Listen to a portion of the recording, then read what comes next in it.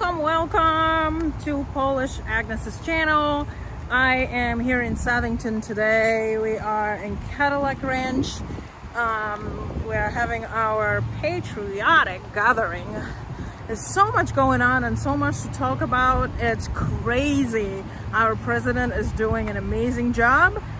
And here are all the flags. There's the bus right there. Whoop, right there. It's actually literally starting to rain. And it's extremely dark. I mean, this whole entire time the weather actually held up pretty well for us to display the flags. I was working today, so unfortunately I couldn't be here earlier, but here I am right now in my patriotic colors as usual for you guys. Hopefully you're happy to see me doing another stream. I'm gonna try to pitch the bus real quick. There was a lot more people interested in, my goodness, I can't hold the camera. Interested in looking inside a little earlier. They're already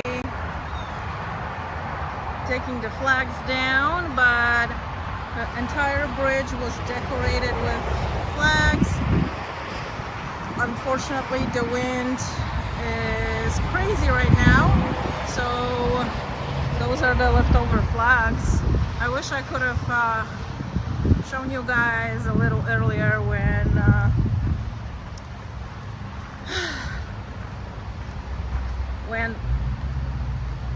there was a lot more flags. Ooh, 13 people, 5 on Facebook. So welcome my Facebook people. I finally figured out how to stream on Facebook. I used to did that, and then I lost my password, or someone was trying to steal my account, and now finally I get it back, so I'm able to also show you guys on Facebook. There is not really a lot of people. It's raining right now, but we're gonna try to do this. We have 2 candidates, I guess, that are gonna be speaking. Hi, Citizen Deb, Benjamin, and how are you guys? All right, I need to go order something. I'm hungry.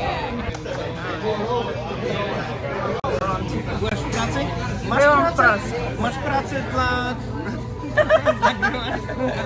No tak! Listen, this is patriotic gathering. What do you think President Trump, how do you think is he doing? Do you like it? I wish I could see Epstein's file. We want to see it, right? Yeah. I want to see it too. I I want to see it too. I know. I don't know who they're protecting or what's going on there. Maybe there is not even the Maybe. list. But he's being blackmailed. He's just playing with us. I don't know. But I know that Trump was definitely in the flying log, I guess. And then we don't really know what's going on after that. Everyone is so interested, and it's like, why are you withholding it? Whoop. I was making sure no one stole it. Yeah, we're watching it for you. Yeah. I just want to see if I'm live.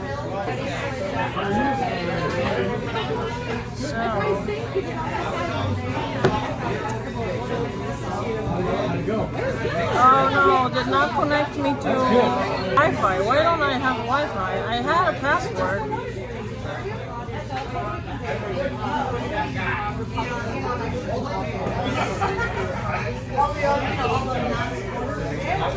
Oh, I'm back. Hi, Exxon. That's good.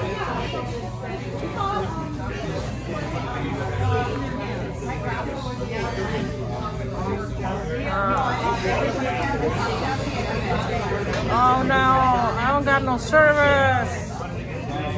Oh, it's picking up.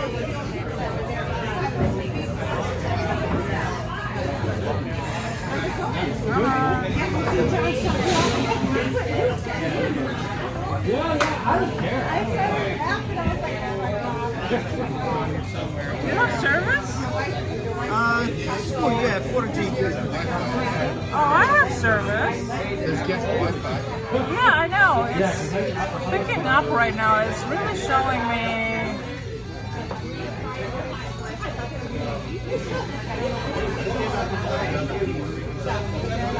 Sorry guys, this was better last time, I guess. I'm unprepared this time. Okay. Oh, that's 1080? That's a nice picture.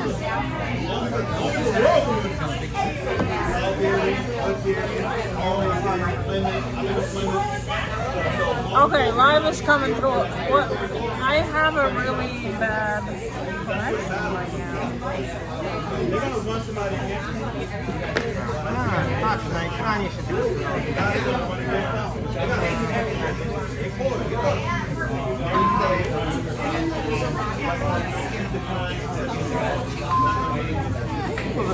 My life just ended, I think.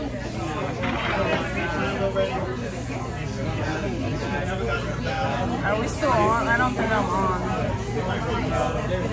O, tak zrobili. Ale Zoom nie działa. O, działa chyba. No, o, musisz...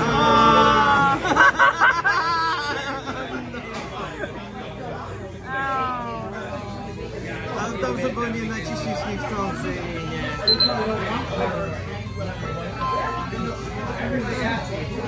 This Wi-Fi sucks, man. Oh, I see you guys. Oh, my phone does not show me live. That's crazy.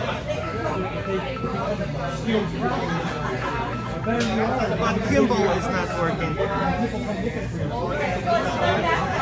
That little device I have to use. It's alright.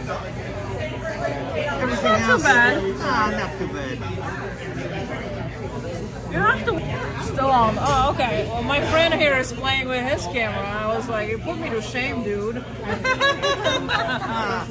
We're still waiting on people that we're supposed to speak. All right, still on. Thanks. Because I have a second phone and I can't see it. I don't know. Oh, live. Okay, I see it. Oh my goodness, why is this always gotta be so complicated? All right. Okay. All right, I gotta go talk to people or something.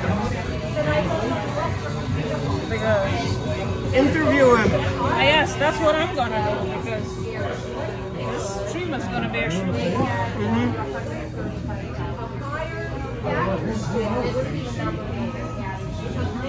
You're the closest, my man. You wanna speak with me?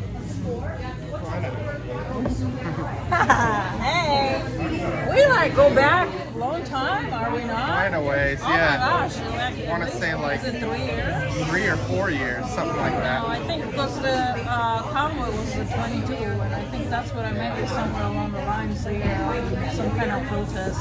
I think we met in like Hartford actually. Yeah, It right? was a big convoy. Yes, Yeah. after convoy, we were supposed to take it to the States, and that's how we met. Right. Awesome. Well, that's cool you're here, you know. Absolutely. So how do you think our president is doing now in the office? Are you happy? I couldn't understand this, you know, but I mean, people, they still take it, you know, and I guess there were some states that they would recognize it, but some not if you had a permit from another state, and now finally, we don't have to worry about this shit. Right. It's done. The way it Like, should be. come on, you know, I mean, Right. If my driver's license works in all 50, why shouldn't my concealed carry? exactly. Yeah. I honestly really do believe if you do any kind of a certification that is, you know, could be recognized federally, Right. honestly, you should be able to, you know, do your job or whatever. Like, let's say you're a real estate agent Right. and you pass your exam in Connecticut, so why can't you not do business in all 50 states?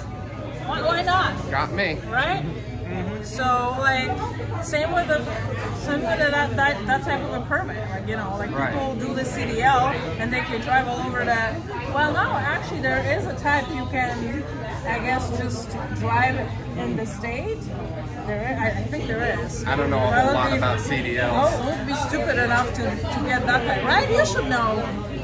Is there the one you can pass and you're just only going to be driving in the state of Connecticut, right? The No, if CDL? you're CDL, if you're registered interstate or intrastate, that's there all you go. they want to know. That's what I'm talking about, yeah. But you're still allowed to go countrywide. You can go to Canada, all the countries that, Well, they will recognize your driving license Yeah. in Canada? Okay. yes, Canada and Mexico. Okay. Everywhere else, you have to get the They're, international. okay. Yes. Just check your truck if you're going to Mexico. You never know. They're gonna X-ray. There might be illegals in there. Yeah. So what do you think we're doing with illegals? I heard someone told me Washington D.C. is completely empty now because National Guard. Yeah, that. And then my company they travel to. Oh, okay, we can hear. Okay, yeah. We're working then. So Go ahead. here's what I'll say about that. It's like I've been traveling to New York City a lot because I've got a significant other that lives in Queens. Nice. And I will say, I've been doing that for about a year now. And now you'll know that about a year ago, we had an entirely different administration. Yes. Completely different. And I will say, definitely seems like there's a lot less illegals going on there. There's a whole bunch of other issues, but illegals are disappearing off the streets over there, I will say. My boss actually told me that he saw in Washington D.C. ICE picking up some kind of a guy that was selling some stuff on the street, and like he's like explaining to people, like sightseeing and stuff, guiding them and whatever, and all of a sudden ICE just picks up a freaking guy who's selling fruit on the street, and they're like, oh my god. And it goes like, DC is literally empty now. Everyone is afraid of ICE and stuff. And yes, And then we do have a lot of people that are illegal. A lot of people. and I'm excited to see him take it to all the other big cities. He's talking about New York, he's talking about Chicago. I know, Chicago, right? Chicago's the worst one, easily. Yes, Chicago. I think they did what's the name of the governor in Chicago? Beetle. Is this still the same The guy? governor or the mayor?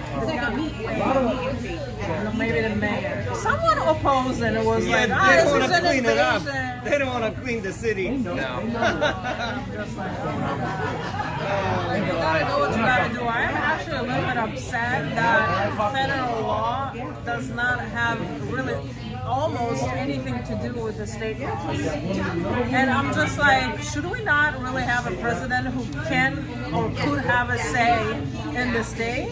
Right. At least a little bit.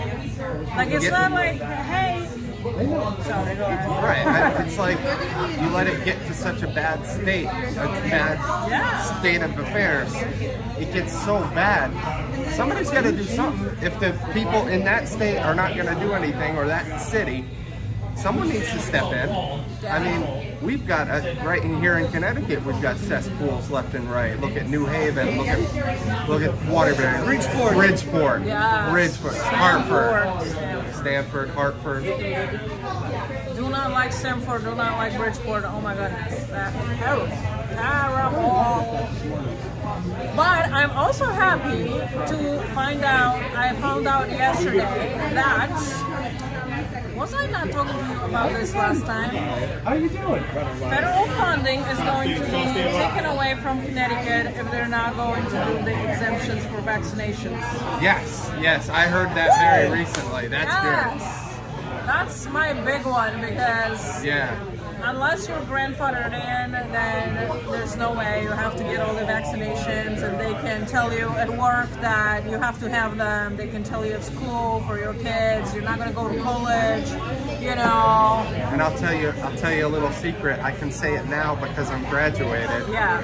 I'll tell you a little secret. I can say this now because I'm graduated. But I spent all my school years avoiding telling them anything medical. I didn't even bother with exemptions or anything. I'm not going to fill out this stuff, even no matter how many, and I never did, and I never bothered with it. And now I'm graduated. I just completely avoided it.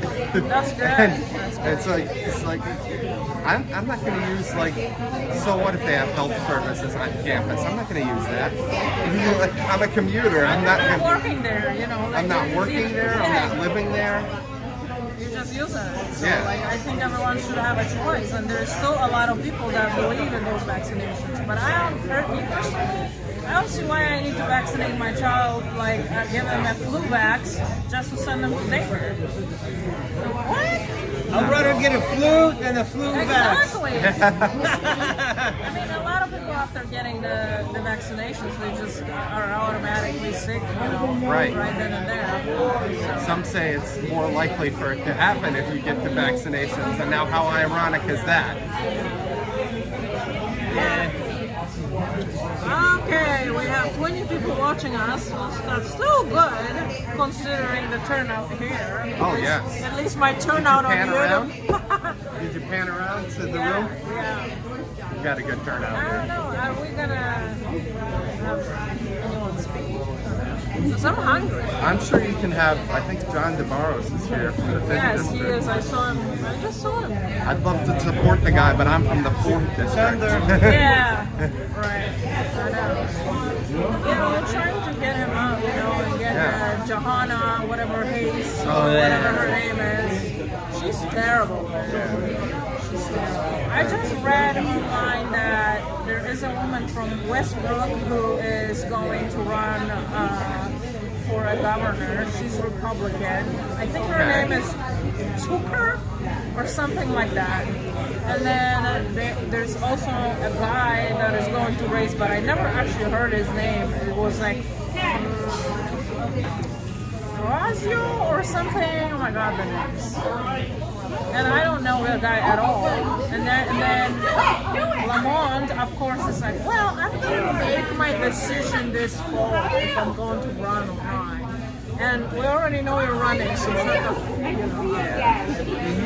And we don't want go home with your public benefit and bullshit and high taxes and everything freaking expensive. Go home.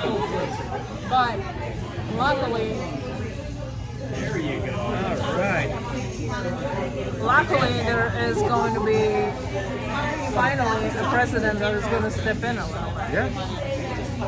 Hey James, is anyone speaking or no? Is anyone speaking or no? Oh, okay, alright. Okay, so they are going to be speaking.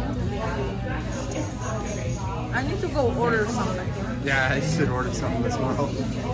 So I'm just gonna put you guys on a table and then you're just gonna have to enjoy. 10 minutes. No, I was just wondering because I started my stream and I'm I don't know what to do, No, give me about 10 minutes. All right. I haven't had nothing to eat all day. No, I know, me too. So I'm gonna order something. All right, guys. So this is what we're gonna do. You're gonna have to allow me a few minutes. And whoever is watching this later on, after this all got recorded, you can just skip forward. I'm gonna go grab some money and food. So in other words, what they did was they said, oh, we need to pull votes from somewhere because this person didn't win. So they had 200,000 votes that they don't exist.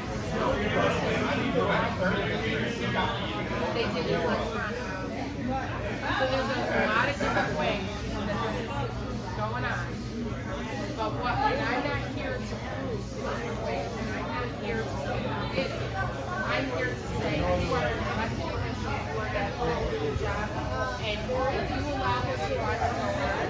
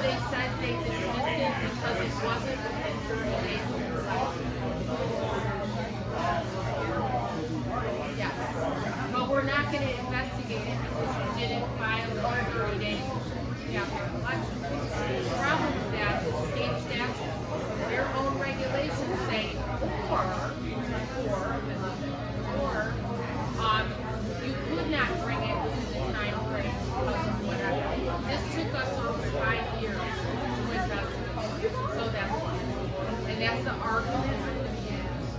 But again, they denied again that, I mean, I asked the attorney very politely, if you deny this again, what can I do?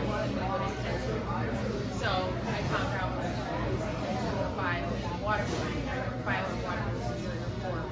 Basically, it's pretty open and shut. Unless it's a corrupt judge that heard it from, which, I mean, I think they can force them. So, right? I'm not a loony, okay? I have a job, and I work at a college. And you know what? I got 3 little ones, 3 little grandchildren. I don't want them to. And that's why I don't get paid.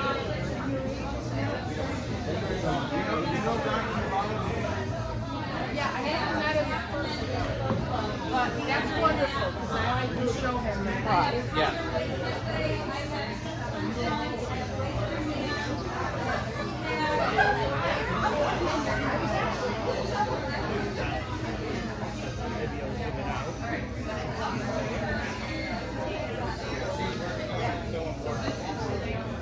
He's not allowed to microphone.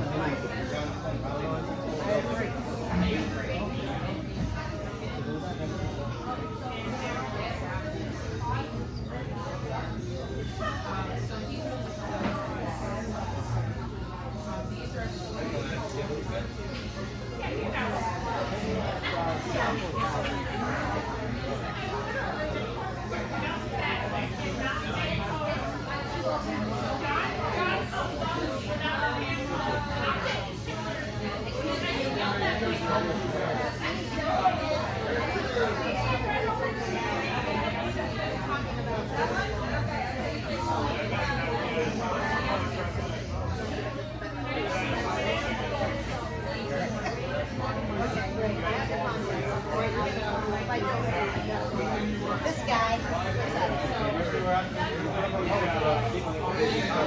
Right. All the packets were right over here.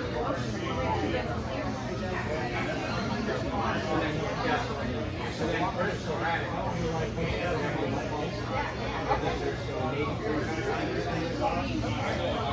but it may go along with what you were trying to do.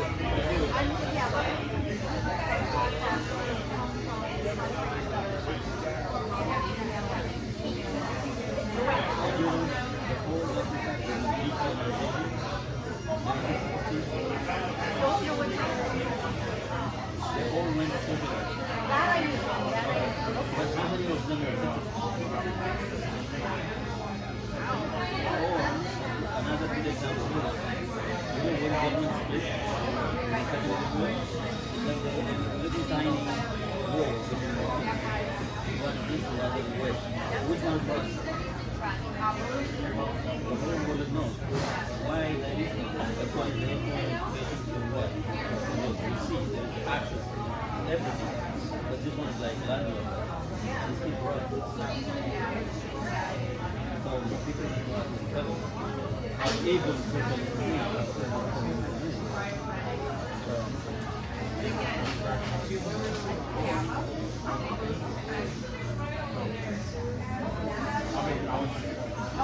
that may go along with him that we got. Everybody else got it in America.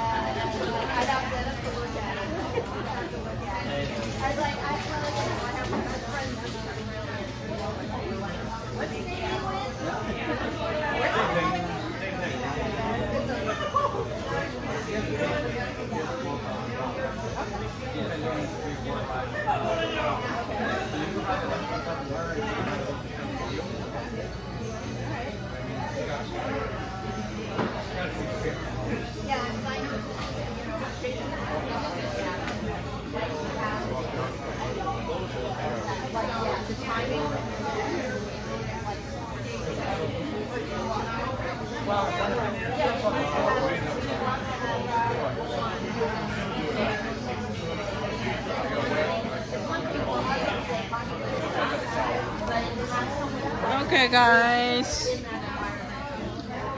As usual, just hang out, do nothing, wait for me or for the speakers. I apologize, this is just taking a little long.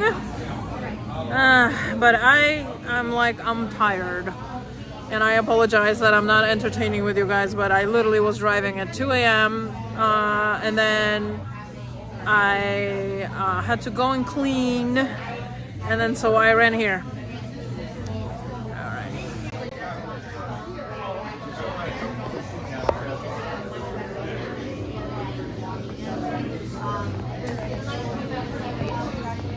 All right.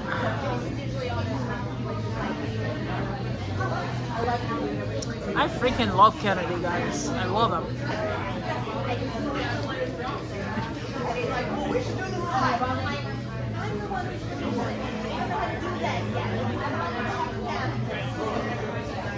We're all working right. Chris Lance was like, oh yeah, I'm like, sure, I can totally do that.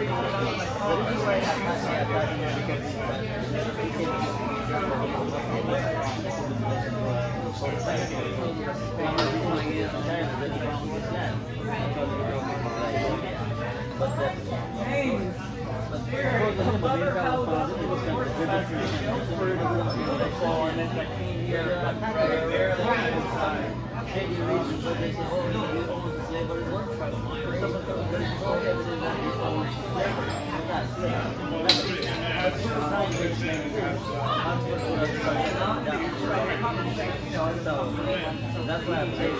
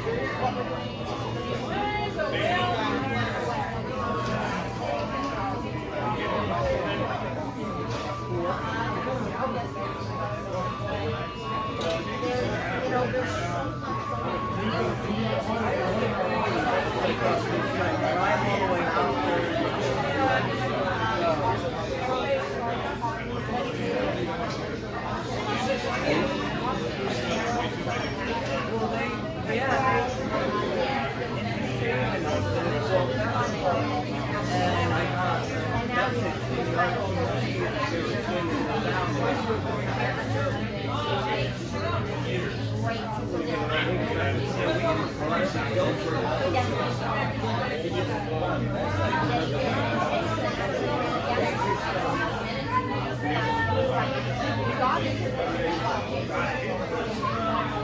Speaking here like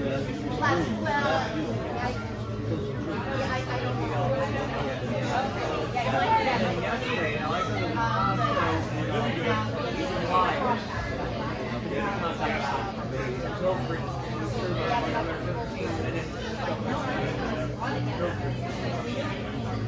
anyway, I had to order my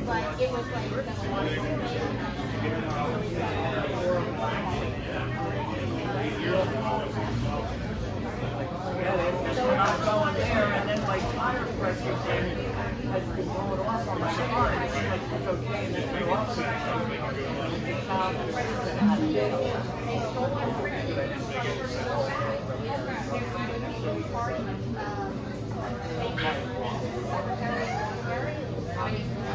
yeah. Fear. This is the last customer of the day, and he's like, good sorry, you're the last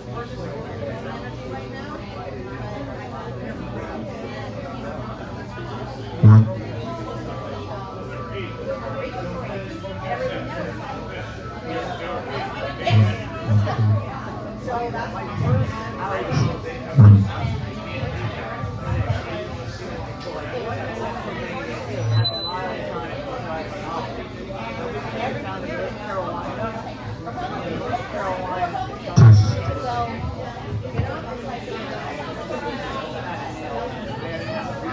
Fire stuff down there. About the 50 drivers, I couldn't believe it. Brand new car. Oh, yeah. But when there's something really bad, yesterday, an accident.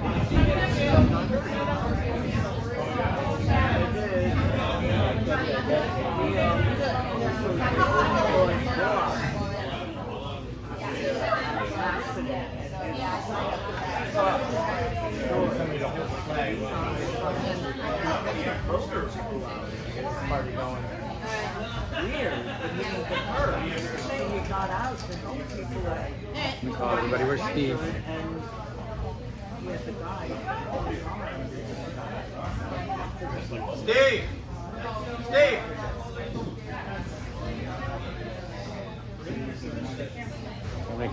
You gotta hold it. Okay.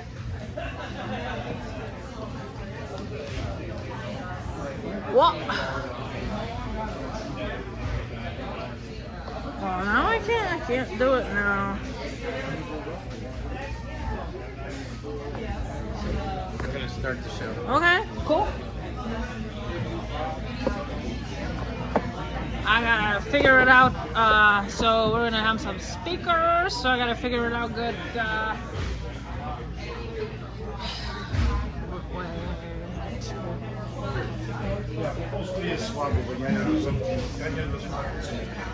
Is there someone that's sitting here? No. I don't think so. I think Peter was going to say. Hello, everybody. We're going to start the show. You guys ready? Yes, we're ready. All right, we're going to start with the Pledge of Allegiance, so if everybody can stand. Is it raining? Hats off. I pledge allegiance to the flag of the United States of America and to the republic for which it stands, one nation, under God, indivisible, with liberty and justice for all. I know Graham's not here, but can we give him a round of applause for letting us be here?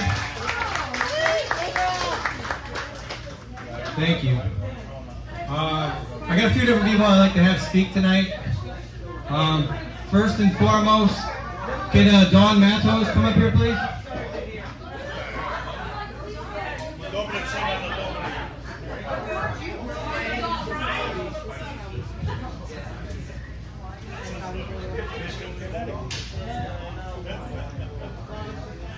If you guys remember, about 2 months ago, we were here fighting for somebody with Dawn. And tell them, Dawn. So my friend John Flynn was locked in a mental institution. In our opinion, he was falsely accused for trespassing into a court, as well as supposedly assaulting 3 officers. And I am happy to report that his attorney now has in his possession the video that shows exactly what happened that day. So John does have a court case coming up at the end of this month, September 28th, I believe it is. And hopefully John will get justice, but from what we're told, chances are the state of Connecticut is going to delay this case, and most likely it will not get heard for years. So John spent 64 days into the hospital, and I'm happy to report that with your fundraising donations at the Cadillac Ranch, in addition to social media, the outpour of support that John has had has been amazing. So we were able to reach our $10,000 retainer fee. So thank you very much. And I'm happy to report that John is here today to personally thank each and every one of you that donated. And let's hope he gets the justice that he deserves, because he has been calling out various corruption throughout Connecticut. And whether you agree with his findings or not, just be rest assured that there are some amazing patriots throughout Connecticut fighting for our rights. And our eyes are wide open now, as they should have been a long time ago. And Mr. John, he's in the middle of recording, but he will be over here shortly. And he's a huge advocate for voter fraud. He's actually working on something right now. And with Kim Novak's help, in addition to some other people, with the Freedom of Information Act, certainly that is an opportunity for us to hold people accountable. And we should definitely be taking advantage of that right that we have to check things out for ourselves. And hopefully John will get the justice he deserves. So again, thank you very much. And I am from the quiet corner of Connecticut, up near Griswold, Connecticut. And you guys are so my people. So thank you. Thank you, Dawn. Thank each and every one of you for donating to John. Any one of us could be in his situation, because all he did was really speak his mind and have an opinion that was unpopular, because he spoke out against the man. So he's over there making a video with Lorraine, so after he's done, I'll have him come up and he can tell you some of his story. So, what else would I want to ask? Bill over here was a huge fan favorite the last time here. He's from the Convention of States, and he was supposed to be at the fair today, but he came down to be with us. And let's give Bill a round of applause. So, he has a flyer. I suggest you guys seek him out and sign it for him, and he can tell you more about it. But I've been following their organization a little bit, so check him out. But he's got some great stuff to tell us. I'll like that. This recorded so long. Yeah, I like that. All right. He doesn't need this right now. How many of you here were last time that I spoke regarding Article 5 of the Constitution? How many? Okay, a few people. Let me explain to you. We have a plan. We have a plan that was given to us by the framers of the Constitution. 1787, they worked from May to September on the Constitution, and 2 days before they signed, September 15th, George Mason from Virginia stands up and says, do we think that this government, which we put on paper, will give power back to the people if it takes it away from them? And they all laughed. I hope you're laughing, because it's true. The government wouldn't do that. And he knew that. And he says, well, what we have right now on paper is only 2/3 of the House and Senate can propose an amendment to the Constitution. There's no way for the American people to get what they want. That if the Congress doesn't want to do what the people want, they don't have to. He says that's not the way it should be. Earlier, we had a provision for the states, and it should be back in there, that 2/3 of the states can propose an amendment to the Constitution. And they all fell silent. You see, every day they worked on that Constitution, every day they wrote something, every day they agreed on something. It would then go out to a committee where the men would sit down and rewrite it. They didn't have the modern conveniences that we have, of digital recording or anything like that. They were handwritten. And things would get lost in the translation. So there they were, 2 days away, and they had no means for the American people. And Elbridge Gerry eventually stands up and says, well, here's what we do. We allow 2/3 of the states. We allow them to do that. There was no debate. There was no question, and it was unanimously approved. The second clause of Article 5 allows the people to motivate their states. The states call for a convention. They hold a convention. They propose amendments to the Constitution. Our particular plan involves 3 issues. Term limits for federal employees, not just the elected ones. Term limits on people who make decisions to make laws that you have to follow, and you have no recourse. Respect for the spending of the money. They're flagrant. They throw that money away. We want the responsible spending of taxpayers' funds. We want stop an end to the overreach of the federal government. A lot of you understand that the government forced people to take needles. They made you buy insurance, health insurance. That was never intended to be a responsibility of the federal government. That's an overreach. In my time with the Convention of States, I've had an opportunity to look at how the Supreme Court works, because the Supreme Court has been feeding the other 2 branches of government with power which exceed what is enumerated in the Constitution. The powers of the federal government were enumerated. They were written down as it should be. And they've exceeded that in many cases. The Commerce Clause is one in particular. The gun-free school zones are under the Commerce Clause. Federal government wants to prosecute you and persecute you for possession of a firearm within a certain distance of a school. And that's all done under a Commerce Clause. That's ridiculous. In fact, in 1995, it was shot down by the Supreme Court at that time. Lopez versus, okay, can't remember. But it was Lopez, the gentleman who was being prosecuted for it. And the Supreme Court said that's outside the confines of commerce. That isn't really commerce. You don't have a justification to prosecute them. So what did they do? They went back to Congress and they said, look, you've got to put a provision in here so that we could get around that little detail, so that we can circumvent the decision of the Supreme Court. They're playing games with each other at our expense. Our liberties are taken every time they get another power. And that's what has to come to an end. That can only happen when we, the people, hold a convention of the states on those 3 issues. We have a lot of people who oppose the Convention of States. They say you're going to open up the Constitution, and anybody can get in there and do anything they want. They can take away your right to guns. They can take away your right to speech. They can do a lot of these things. Well, that's not so. Article 5 convention is not a constitutional convention.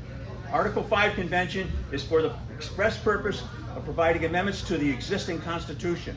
We have 27 amendments already. All 27 of those amendments went through Congress, 2/3 of Congress. In 1985, Convention of States was proposed to produce a balanced budget amendment. At the time span that they allowed for the states to be agreed on this, they reached the end of that time span. They were 2 states short of being able to call a convention. That was in the 1980s. And Congress took notice of that. And so by 1995, now you have Congress working on a balanced budget amendment. They heard. Paul Simon of Illinois, a big liberal, sided with the Republicans to work on a balanced budget for America. And it had the support of the Taxpayers Union of America. There was a lot of support behind it. It looked like it was going to pass. They had a preliminary vote in the Senate. They were 4 votes short in a preliminary vote. So of course they went twisting arms, working out deals, and they thought they had a deal. And came the final vote, and there were 2 votes short of having a balanced budget amendment for America. And it was 2 Democrats who had voted for it when they knew it wouldn't pass. So now, turning against it when they knew it would pass. And that's what we have. That's what we have. Congress paying attention to what the people are doing. And that's why this Convention of States is so important. Because when we the people stand up and say, here we are the people who initiated this contract. It says we the people for a good reason. We the people have instituted a government to serve us, not to enslave us. And we have to stand up and be prepared to do this. We have to be vocal about it. Many of you have been out there on that bridge. You come to the meetings here. You agree with each other in a lot of matters. There's a lot of people outside that we're not reaching. Yesterday, I was up at the Bethlehem Fair. An opportunity for me to speak, to call out. Are you tired of big government? That's what our media card says. Are you tired of big government? And then it goes on to say that we can have a convention of states and reduce the size of our government, reduce the scope of their power, and take back what the people should rightly have. And it wasn't working. People just kind of walking up, yeah. Tired of big, yeah, I'm tired of big government, yeah. I said, well, it's not working, I'm not getting anywhere. So I changed my pitch. I said, term limits for politicians, right here. It starts right here. Term limits for politicians. It was a winning issue. We know that 85% of Americans want term limits. So let them respond to what they gave us. Hey, here we are. Term limits for politicians. Right, starts right here. Yeah. Come on, here. And when they take the card, I say, there's a petition to be signed there. Your name helps produce term limits for politicians. You can start right here, right now. Or you can sign at the table over here. We have petitions. I have petitions over there. You can sign right there. Those petitions count for us. Yeah, there's 2 other issues on there. Oh yeah, by the way, 2 other issues that you might find agreeable too. If you want term limits on politicians, you want responsible spending by Congress, you want to stop to the overreach of the federal government. And that's what it's all about. If they want to talk about, like I said, they think we're going to open it up so anybody can do anything. If they want to talk about gun control, it's not on the agenda. If they want to talk about abortion, it's not on the agenda. The agenda is the 3 issues that all 34 states have to agree to. 2/3 of the states, 34 states today. We're 19. We have 19 states agreed to hold this convention. When we get 34 states, all the states are invited. And all the states are going to send delegates. And there's going to be a national attention on what is going on there at that convention. I had the pleasure of explaining to some young lad. I said, "Yeah, you recall O.J. Simpson driving down the highway in his white Bronco and all those police cars following him? You remember that, don't you?" Come to find out, he was born that year. He had no clue what I was talking about. And that's what's happening. We're losing touch with this other generation, and we have to help them see that we the people can stand up and make a difference in this country. That's what the Convention of States is all about. Making a difference, bringing out a dialogue so that people can talk about what's important for America. Not Democrat, not Republican, America. We're going to have diversion. We're going to have differences. We're going to have different people. But hopefully we can win them over in a civil fashion. We don't want to have to resort to violence or impose power on people. We want to be persuasive. We want to be acceptable to people. We want to be able to converse with people. Ideas matter. And when you can express yourself in a manner that wins over your enemy or perceived enemy, well, that's a great victory. That's a great victory. It behooves all of us to study that Constitution. That's our document. You have to 7 articles to the Constitution.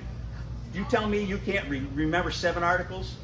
Number 1, the Congress. Number 2, the President. Number 3, the Supreme Court. Number 4, the unilateral power of the states. Number 5, the means to make amendments to the Constitution. Number 6, the Supremacy Clause. The Constitution is the supreme law of the land. Number 7, the means by which it was ratified. 7 articles. Commit those things to your memory. Study them so that you can tell other people and tell them like you know it. Because if you don't know it, you can't say it. Knowing how your government works is up to you. because you're the one passing it on to other people. It's important. Don't let other people do everything for you. Quite frankly, I'm in good company here. I can say I'm happy that the president is Trump. I'm happy that we have a man who overcame difficulties and is at the top office of the government. I may not agree with him with everything, but I'm glad he won, because it shows that the entrenched power is in decline. The entrenched power is shaking, but he's only got so many years left. And we, the people, have to be prepared to shape our government beyond him. Electing people is good. Making a better government is even better. I heard it said here tonight, this afternoon, that they don't follow the Constitution. And that's a fact. They don't follow the Constitution. They follow the Constitution. Like I said, the Supreme Court has given us decisions which they follow.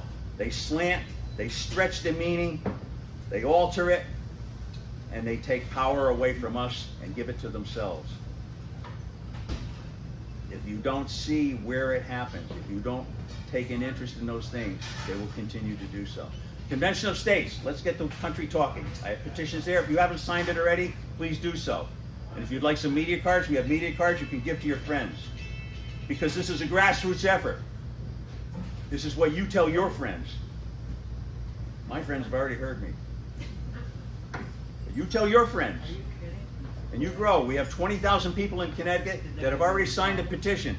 Sometimes we call them up and ask them for help and say, I did what? I signed what? That's sad. That hurts. Hurts right there. Oh yeah? This is something we, the volunteers, believe, that we have a passion for. And we understand that not everybody will. But you have a duty. And that duty may not have to come from your heart. It has to come from your understanding that these matters are up to you to embrace and understand and be able to articulate to others. So join with us, if you would, please. Convention of States. Thank you. Thank you, Bill.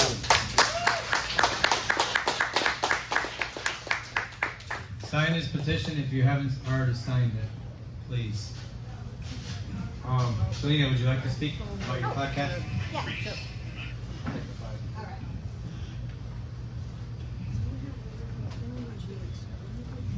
Hi, I'm Celine Riskin. I'm with the Connecticut Common Sense. Well, we're not really an organization yet, but we have a podcast. And we are always looking for people to be on the podcast who are doing things, and some of you have been on the podcast. We are on YouTube and Rumble, and we love having, like I said, we love having guests. We're also looking for information on RTCs, because the Connecticut GOP has some great people in it, and some of them are in this room. And it also has a lot of people who are not so great, and who have basically stolen our infrastructure, and we want it back. So it's not, I mean, there's a lot of talk about building new parties, and that is a lot of work that has already been done. And the RTCs I've heard this called a country club. And that's not what it's supposed to be. It's supposed to be the voice of Republicans. And if you're a Democrat, I don't think there's probably any Democrats in this room right now, but if we should all be involved in our government in some way or another. A lot of us here are actually, out there doing something, and we all need to be doing that. However, whatever that looks like. Ideally, you're checking out what is going on in your government, whether you're sitting at the polls and you're watching what's going on. There's this lovely study that there's plenty of evidence at this point that if people think that they're being watched, that they behave a lot better.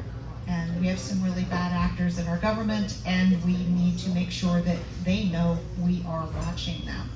That also applies to our parties that we've been treating like there's some kind of professional organization. They're not. They belong to us, and we should be involved in them. So please be involved in your RTC, and if you would like to be on the podcast, please come and be on it. John is going to be on it on Thursday. I'm really excited about that. And we will interview anybody who's running for any office in Connecticut, or if you're doing something. And we're also looking for people who have actually lived in communist countries, because we'd really like to hear their personal stories.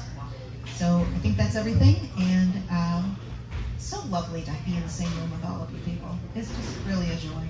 So thank you very much.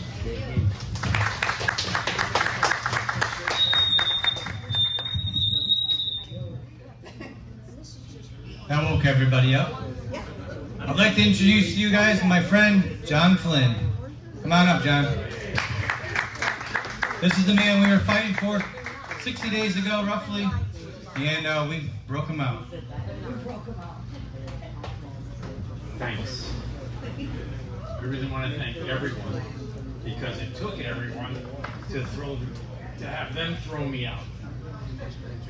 I collected a lot of evidence on a lot of atrocities, torture, basically. People being electric shock therapy for no reason. The whole state runs a Medicaid scam.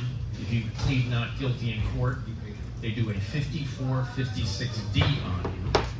Tell you you're incompetent and you need to go to Whiting for 60 days. And if you act up, you're not competent. So you'll never get out of there, folks. So people came to the rally at Whiting. I thank you. You saved my life. You tried to kill me 140 times. Okay, and I'm not joking. And I had the data, and they broke into my room 5 times and stole it. But luckily, I'm way ahead of them. They have no idea what we're going to do. So I'm going to do it. But even so, if I had 3 minutes to talk to you, what would I talk about? Can anyone name the Muslim who is the chief judge on our Supreme Court? Oh boy. Okay. So what can I give to this party? I have been vigorously investigating judges for 20 years. Okay? 20 years. Do you know who Minash is? Minashi? No. Do you know who Suarez is? Or Nathan? Activist judges in the Second Circuit Court in charge of Connecticut. Okay? It's a criminal enterprise. I've taken cases there, they went to die. Okay, fine. I got so much evidence on these people that it's shocking. So when you talk about what happened with election fraud in Connecticut, I went to the appellate court twice. I spoke in front of the Supreme Court. When I spoke in front of the Supreme Court, they stole my car. Okay? I had to pay to get it out of hock. It was a nightmare. Meanwhile, I appealed 2 decisions of Judge Clark.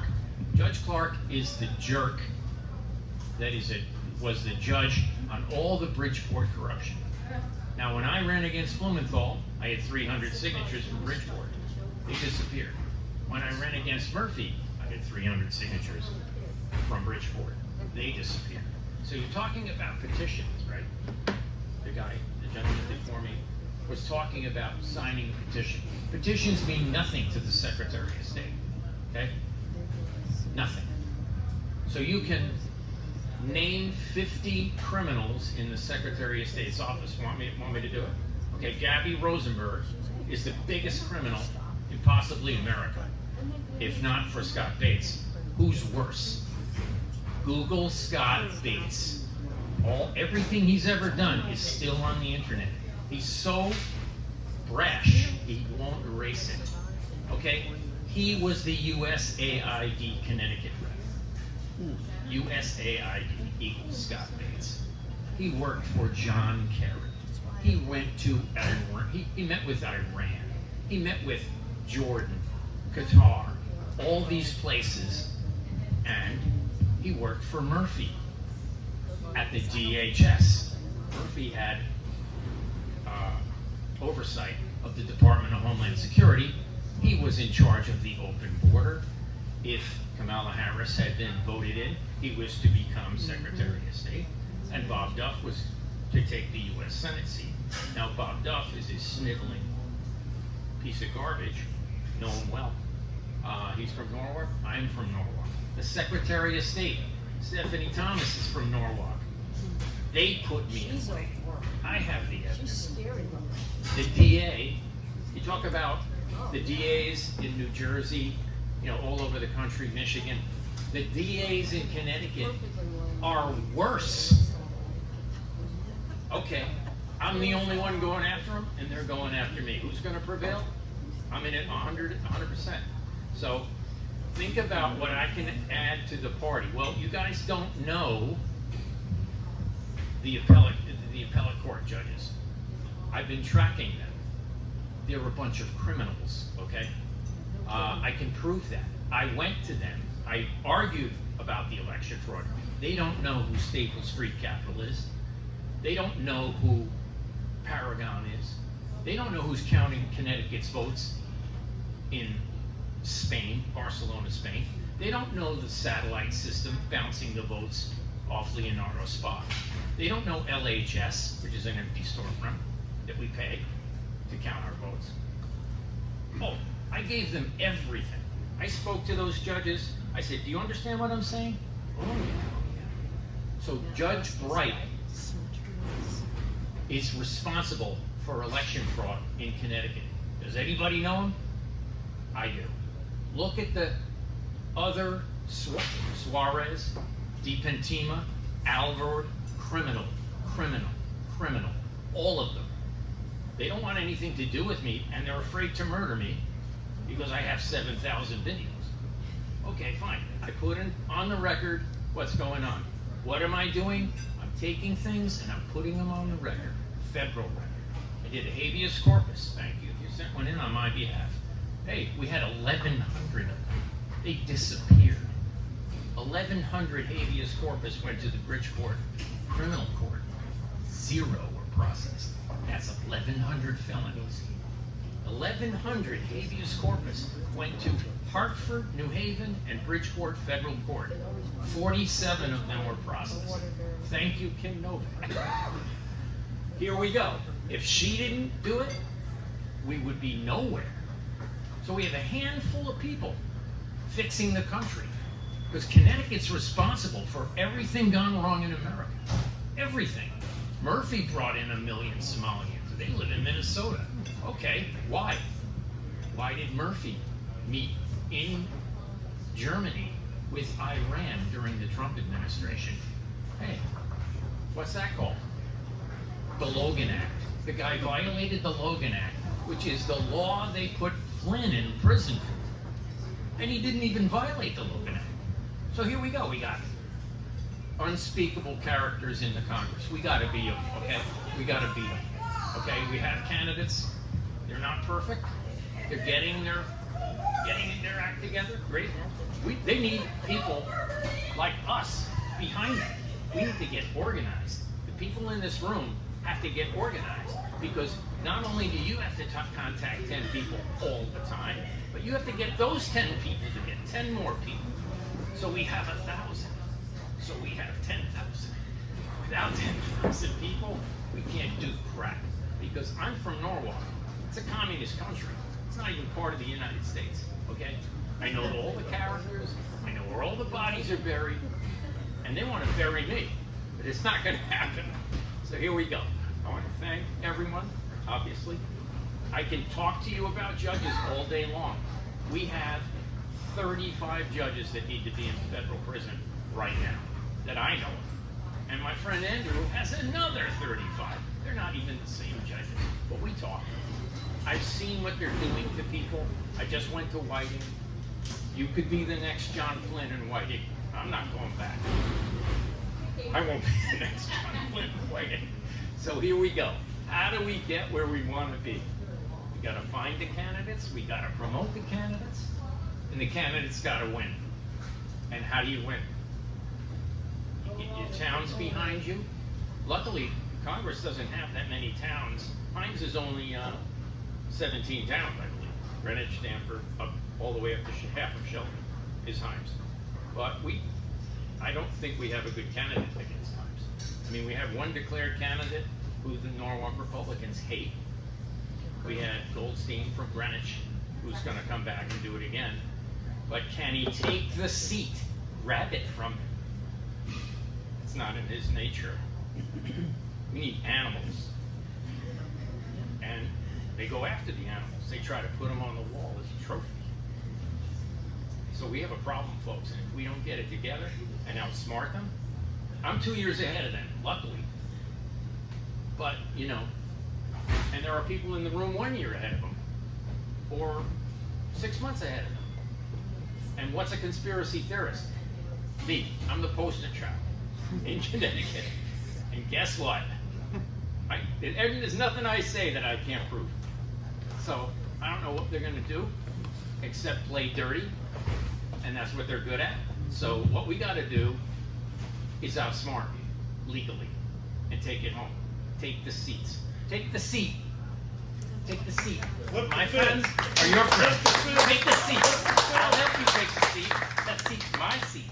You're going to sit in it. Thank you very much.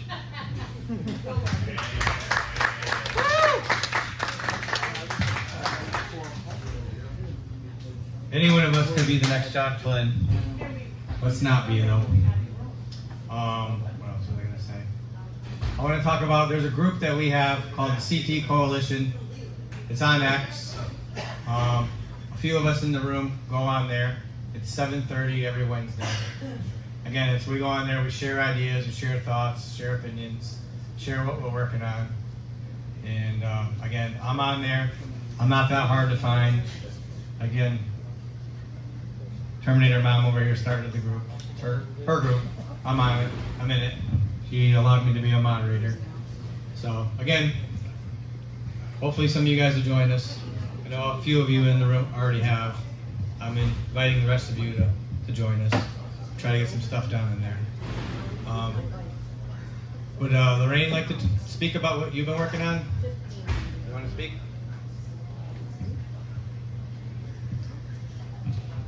Lorraine's Vote Early CT. She's been going to some of the farmers markets and getting people to register to vote. I think what Lorraine's doing is very, very important. So maybe you guys could volunteer and give her a hand. Hi everyone, I've spoken here several times. I started a group called Vote Early Connecticut with basically the intention of registering conservative voters in Connecticut so that we can take back some parts of our state where the Democrats actually hold a super majority. They own the governor, they own both state houses and most of the local municipalities.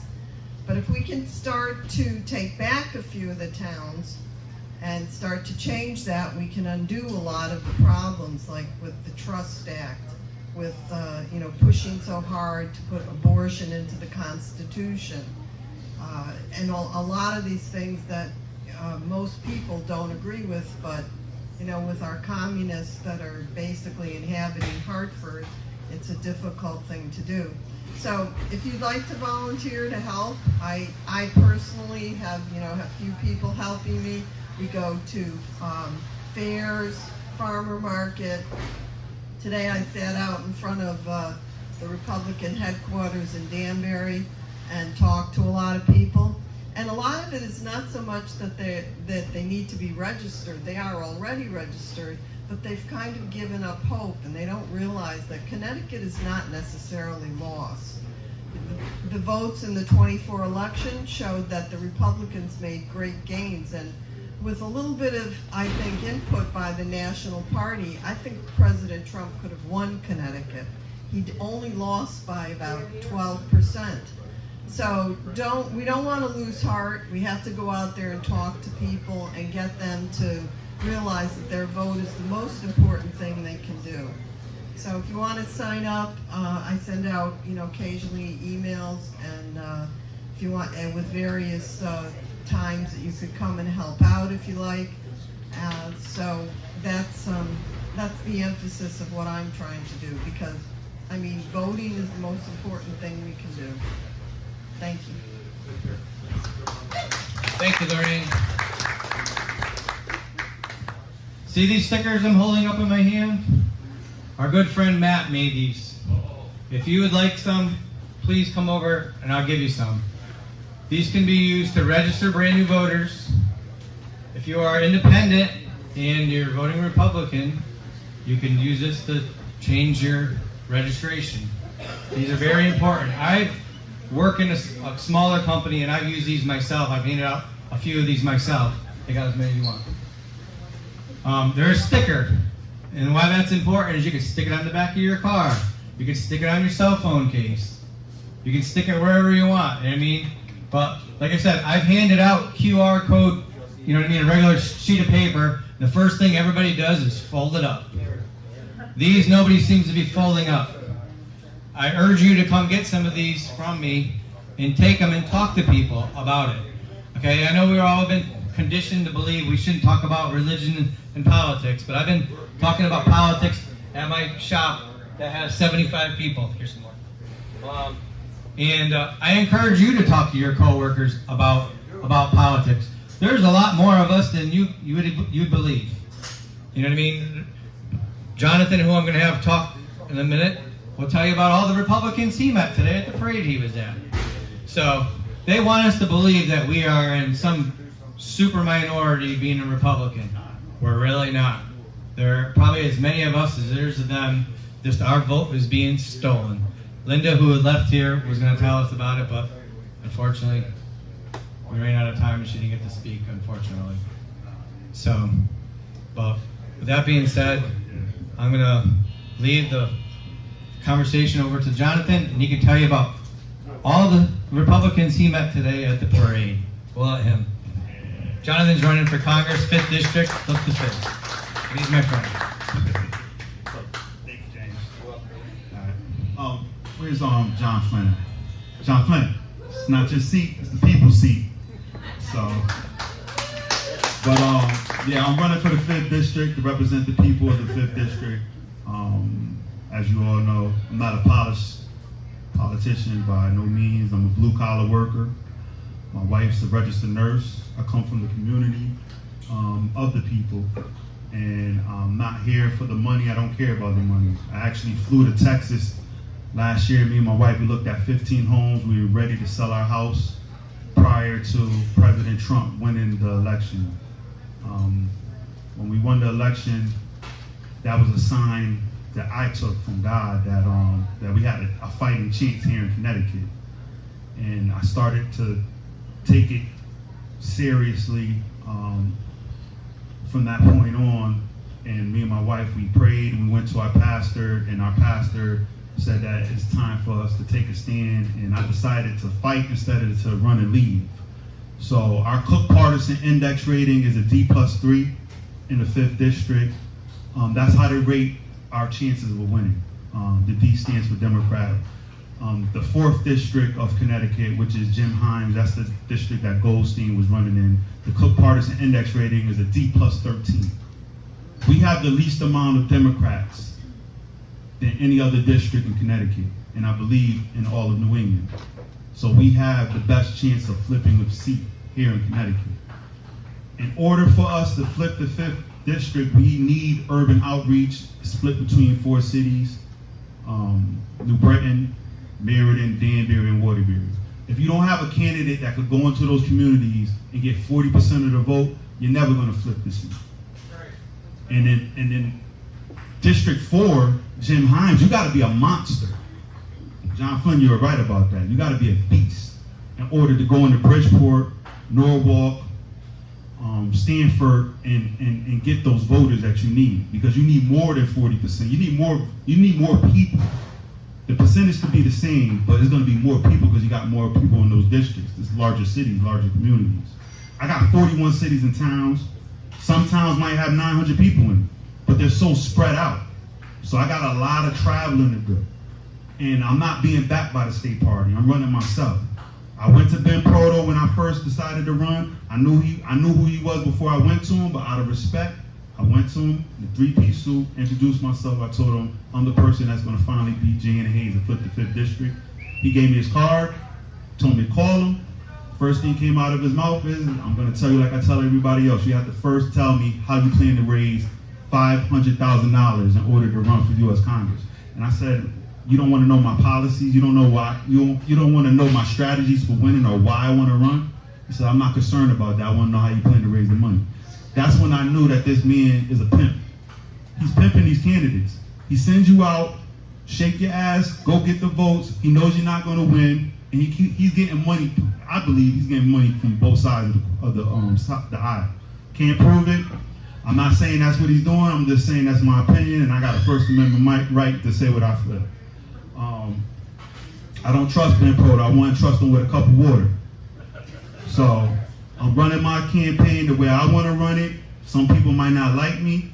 They might think, that this guy's not going to win. He's not polished, but I'm telling you, I already got the rural communities. I live in Plymouth. I got Harrington. I got Woodbury. I'm getting all the rural communities. I already got them. That's what I've been doing. If you haven't seen me, that's what I've been doing. I'm not just in the cities. I'm in the rural communities. I went there first. Once I got their backing, I knew what my job was. My job was to do what George Logan wouldn't do and couldn't do, which was going to those urban communities to get the 40% of the vote. Before I came here, I came from the Boricua Fest, the Puerto Rican festival in Waterbury. Before that, 2 weeks ago, I was at Soul Fest. It's an African American festival that Johanna Hayes sponsored. And she was on stage when I was there, and I was passing out my cards, and everybody was excited. So if you want to win a federal election, I suggest that everybody that's an unaffiliated voter, everybody that's a Democrat that's concerned about their children and tired of paying these high taxes, because I got Democrats that's going to be voting for me too, I suggest you register as Republican to play the game. The game is primary, the playoffs. You want to keep me on the ballot? Register as a Republican. Even if you don't like Republicans, just register and then switch back. You got to know how to play the game and tell everybody that's how you play the game. Because they do it. In New York, the Republicans, they register as Democrats just to vote in the primary. And they're not rhinos either. They're real Republicans. And they're real Republicans, and they backing me too. I got money. My wife, I'm not a rich man. I don't have a lot of money, but we're not poor, right? We're working class people trying to get by, but I'm not doing this for the money. I already was offered money and I turned the money down. So don't think that I'm doing this for the money. There's no scam in this. If I don't win, which I plan to win. If I don't win, any money that I have left over after all the bills are paid for the campaign, whatever I could donate to a nonprofit, I'm donating to any organization that's involved in preventing human child trafficking. I don't want this money. I'm not doing this for the money. A lot of candidates, they've been running for 16 years because it's all a game to get money, to get you all excited and souped up so you can give your hard-earned dollars to their campaign, and they have no intentions of winning. I'm not doing this to get my name out there to see if I could run again next year. I'm not running again. They've run 3 times, 9 times. And I'm running one time. Why are they running so many I'm running one time. If I win, I'm going to keep running. But I'm not doing this for the money. I'm not doing this for the fame. I'm telling you, if we don't flip this seat in 2026, we're doomed.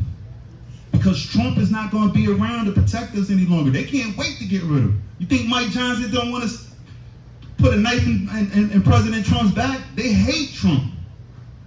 Mark Rubio, Ted Cruz, they just playing nice because they have to. When Trump is gone, Marjorie Taylor Greene's been telling you what's going on. Look, they're going after her now. I'm telling you, it's going to be, you think this is not easy. When I win, I go to Washington, D.C., I got to watch my back left and right. They're going to be coming after me. They're coming after me now. This is not a game. What they did to John Flynn is terrible. They can do it to anybody. But I'm just letting you know right now that tell whoever you can tell, teach them how to play the game. It's all about strategy. Like Trump said, make it too big to rig. You make it too big to rig. And I'm telling you, I barely meet Democrats. I was at the Puerto Rican festival. I'm giving out my card. They're like, are you a Democrat or Republican? I'm like, I'm a Republican. So all right, I will take your card. We don't like Democrats. And I'm telling you, I don't understand how this is a blue state. Selena, are you still here? She went with me to Bridgeport. Joe Ganim had some type of forum that they were sponsoring with the city of Bridgeport, but the formerly incarcerated.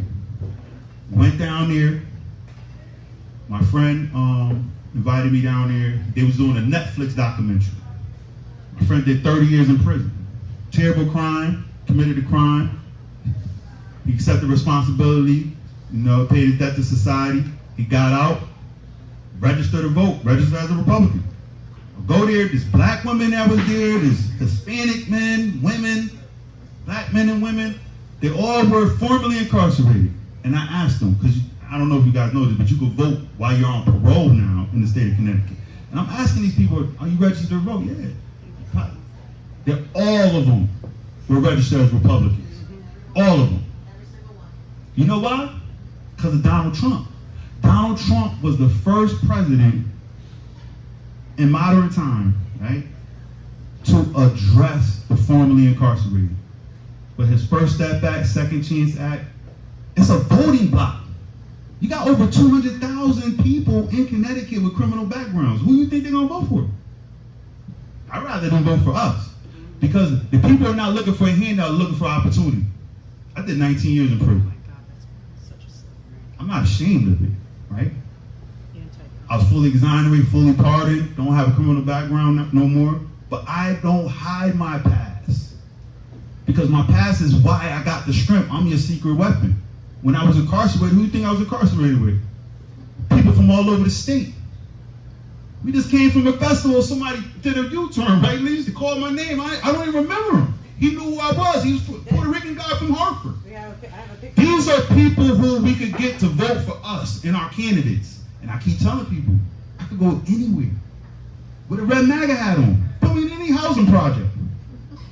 Any housing project in this state I could go to. I got support from everywhere. Why wouldn't you want them to vote for you? Those are people. They got families, they got kids. I don't know who's telling you that. I'm not saying you here, but if anybody thinks that the people in the urban community that are voting for free stuff, they're lying to you because those people don't vote. People that are on Section 8 housing getting food stamps, they don't vote. They don't vote. It's the people who are working 2-3 jobs, they're voting because they're emotional voters.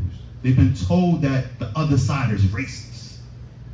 They don't even understand that the most racist thing that anybody could do is to allow 20 million illegal migrants to come into your community unvetted with book bags full of heroin, fentanyl, and dump them into the black community and then make you pay for them to be there. Yep. That's racism. Yes. And that's what I'm bringing to the black community and Hispanic community. I'm letting them know that the Republican Party, not Ben Proda's party, our party, is for them. And they're waking up. So I just need you to back me and spread the word. Thank you very much for your time. A couple other things that Jonathan failed to mention. He's been on Newsmax not too long ago. He was out in Las Vegas, met a whole bunch of people out there. And he was down in D.C. that he may want to talk about. You want to tell anybody about some of the people you met and how you walked into the room and people already knew who you were? I mean, like I said, I'm not doing this to brag about anything. Like I'm just out here hustling to bring attention to our state because our state is considered a lost cause. Until now, right? Because you got to go outside the state to make noise to let people know that we're here. Because who else is going to do it? We got 5 congressional representatives. They're all Democrat. They ain't going to tell nobody nothing about us. We got 2 senators. You think Chris Murphy's going to go and tell people that they got real Republicans here in Connecticut still? No. So I went down to Alexandria, Virginia to meet with members of the Black Conservative Federation. That's Byron Donald's organization. He was part of that. But when they knew I was coming down, they invited me to the White House. So I had an invitation to the White House. I met with Lynn Patton. Lynn Patton is the deputy assistant for President Trump. And they brought people from all over the country here. Chicago, Los Angeles, we had people from Miami, St. Louis. I met people from everywhere. And the reason why they had us down here was because Donald Trump wanted people that had influence in their states to understand what was in the big, beautiful bill and how it was going to benefit the black community because they knew the Democrats wasn't going to tell us.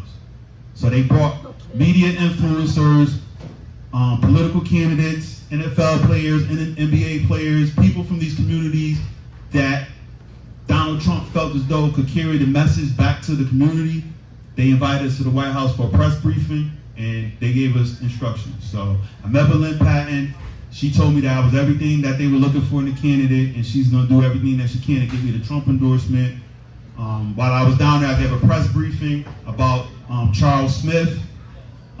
He's a member of the 5th District. He's from Thomaston. His daughter was removed from his house, from her home, by DCF because he didn't want to affirm that his daughter was a boy. And they weaponized DCF against his family and took his kid and gave his kid, his daughter, his 14-year-old daughter, to two male married couples, a gay couple. And they put his daughter on puberty blockers without his consent. This is what's going on. And he's not the only one. And he's not the only one. I talked to his attorney. He signed a waiver so that his attorney could release the court records. I went over the court records, and she told me that there's thousands of kids that this is happening to. They're making money off of this. So I went down to DC. I gave a press conference.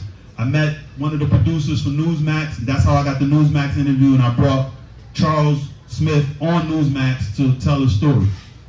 And I exposed William Tong. Dr. Pastor Dell. And with Pastor Dell, because Pastor Dell was threatened by the Attorney General's office. They had the state troopers call his house to threaten him.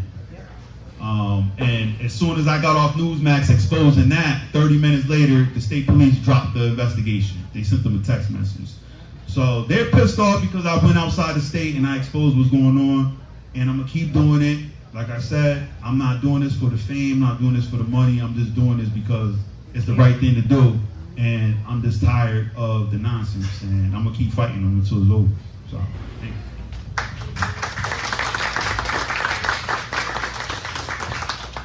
Lynn Patton has been working with Trump for 30 years, and she knew who Jonathan was before he even introduced himself. So, Jonathan's name is getting out there. One other thing too, when Jonathan was down there talking about what they were doing here in Connecticut, 2 weeks later they stopped all the training surgeries. Remember all the hospitals all at once? All stopped all that? Very coincidentally, after Jonathan exposed it all down in DC, 2 weeks later it all stopped. So, like I said, he's doing great things for us already, and he's not even elected yet. So, anybody else want to add anything before I shut the microphone off for the night? Right, come on up, Leash. This is Jonathan's wife. Hi, everybody. So I just want to say something real quick. Yeah, we've been hitting the pavement trying to get people, involved in the campaign. So if you haven't already, go on to barrelsforcongress.org. We're planning to get the teams together to, pardon me? Car show. Yes, there's going to be a car show in Danbury. September 20th. John's also going to be in Berlin this Thursday coming up, 9/11, to do like a candlelight service for all the 9/11, everybody that passed away on that horrible day. That's going to be in Berlin. You can find all that information on the Barrels for Congress on Facebook. All his events will be posted there. We have a campaign manager, Peggy Kessler, that's doing all that. But if you want to volunteer, help out in any way, we need volunteers coming next year. For the spring, we're going to be door knocking. We have team captains already picked out. So we'll be having a meeting for that coming soon. And then, so if you want to volunteer or anything, go on his website. His phone number's on there. You guys could text him, email him. He's on all social medias. So, and he's right, we're here because we care and we want to make changes in Connecticut. I have nieces that live here.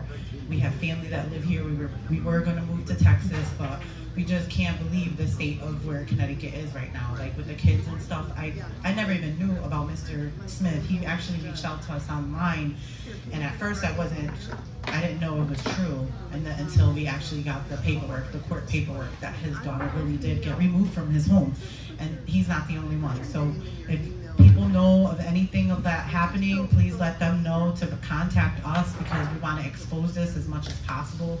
Let people know that this is actually happening here in Connecticut, and it can happen to any one of us that have kids, and we want to try to protect them. So that's where my heart is, and thanks for this opportunity.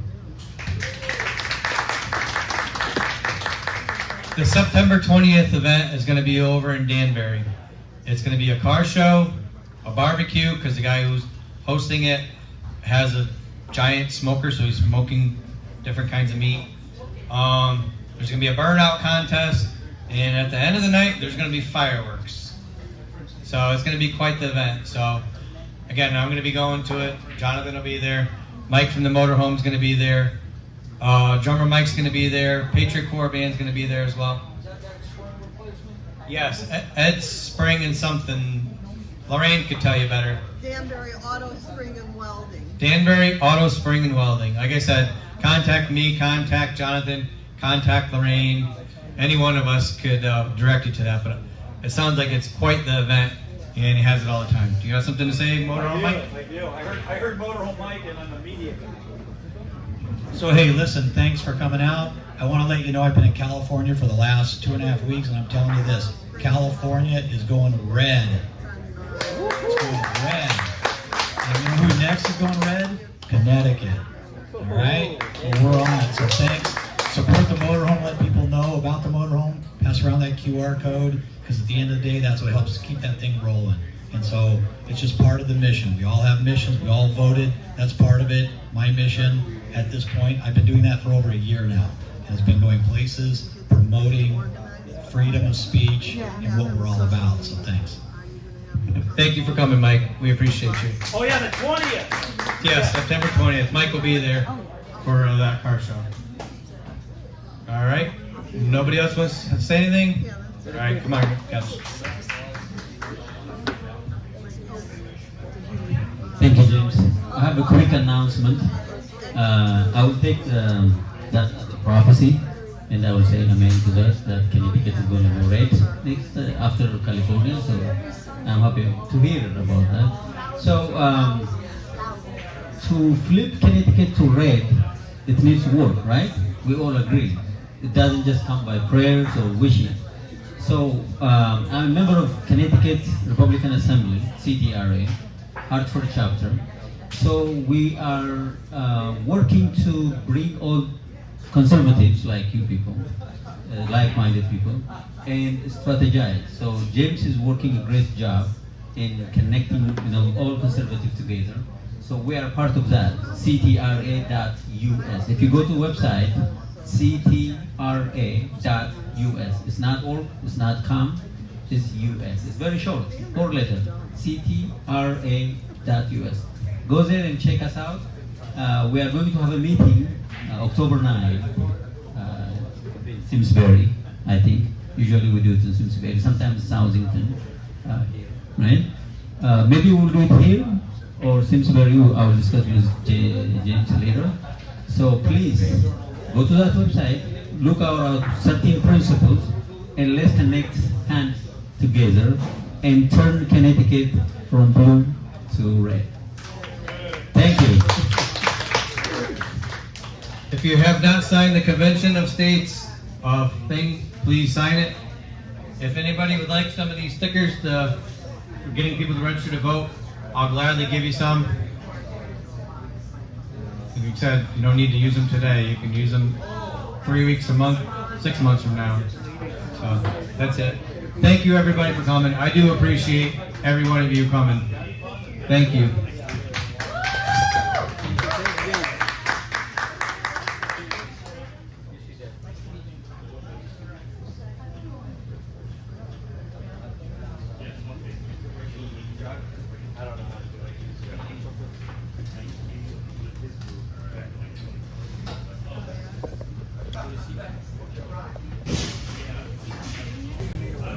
Here I am.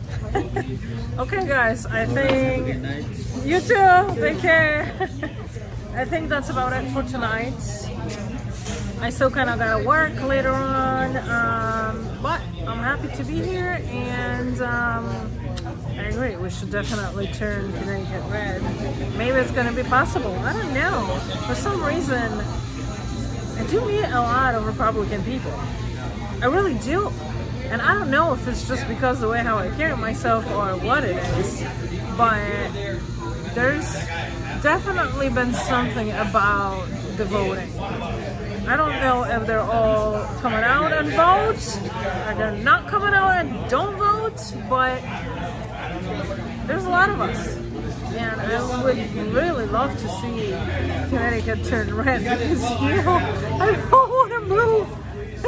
I've been trying to move from here for like the last 5 years, but it's hard once you establish, you have investments, it's just hard. But I'm not going to lie that if I will for my life, and the state is just going to stop me from doing some things, then who knows? It might be a quick decision into moving somewhere else. I don't know. Maybe we'll turn to Connecticut red. Who knows? Alright guys, thank you for being here with us. Thank you for watching. Thank you for liking, subscribing. If you didn't subscribe yet, make sure you hit that subscribe button and then like and share. If you are from Connecticut, I know that I have some people around here that will definitely watch this stream and try to support. So thank you so much, and I love you guys. I'll see you next time. Oh, remember, our Connecticut election is next year, 2026. So we don't really have a lot of time left, but I'm just thinking, hoping Connecticut is just going to be like the whole entire country, and they're just going to be like, yeah, we're not really gonna debate too much, we're just gonna go out and vote. Because if you don't vote, remember, your vote is gonna get stolen.